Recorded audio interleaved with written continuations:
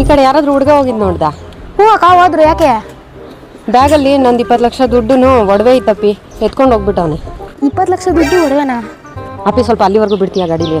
ನಾನು ಹೋದ್ರೆ ದುಡ್ಡು ಎತ್ಕೊಳ್ತಾಗಲ್ವೇ ಆಂಟಿ? ನಂಗೆ ಗಾಡಿ ಓಡ್ಸಕ್ ಬರಲ್ಲ.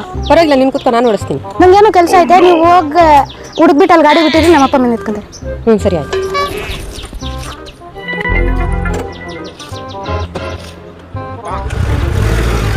$20 ಲಕ್ಷ ದುಡ್ಡು ಒಡವೆ ಎಲ್ಲ ನಂದೆ.